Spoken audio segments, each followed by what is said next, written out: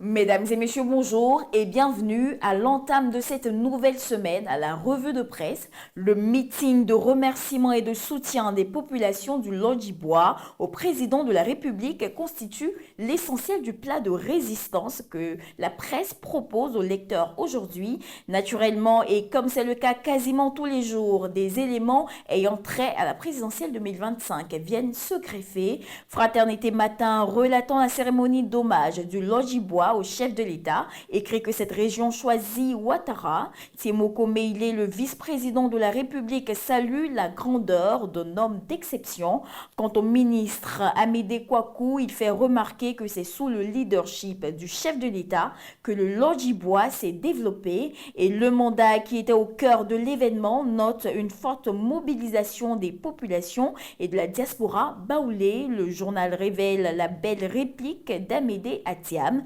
Le vice-président a l'occasion à rassurer les populations que quand le président promet, il le fait. Amédée Kouakou, au nom des populations, lance Urbi et Orbi le souhait de voir Ouattara candidat en 2025.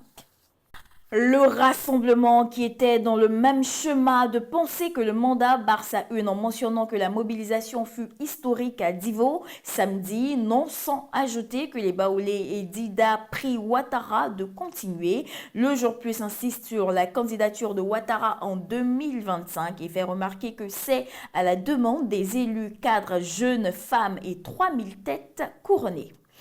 Le Matin qui fait sa manchette avec le giga meeting de Divo, si l'on s'en tient à ses écrits, met en exergue la réplique d'Amédée Atiam. On ne vient pas raconter ce qu'on ne sait pas lorsqu'on a été loin du pays. À 16 mois de la présidentielle, les principaux partis politiques sont à l'abordage. Outre le RHDP, le PDCI et le PPACI étaient sur le terrain.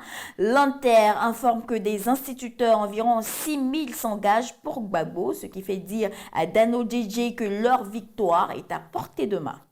Denia Armand revient sur le passage de Thiam Dabou qui affirme vouloir le pouvoir par les urnes sans machette ni fusil.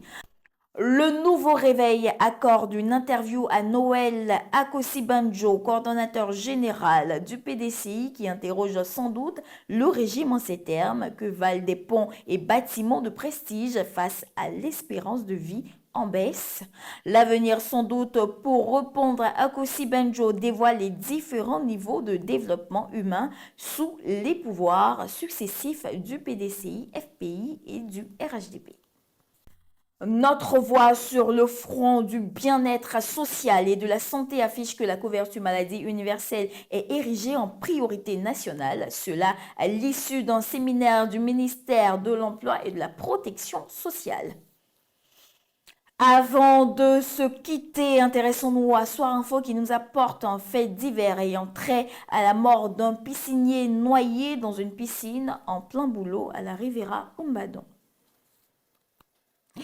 Et terminons à l'international avec l'intelligent d'Abidjan qui, après les résultats du premier tour des législatives en France, donne la parole à des Ivoiriens qui se prononcent. Mesdames et messieurs, voici ainsi égrené l'essentiel de l'actualité. Nous vous souhaitons une bonne journée. D'ici là, portez-vous bien.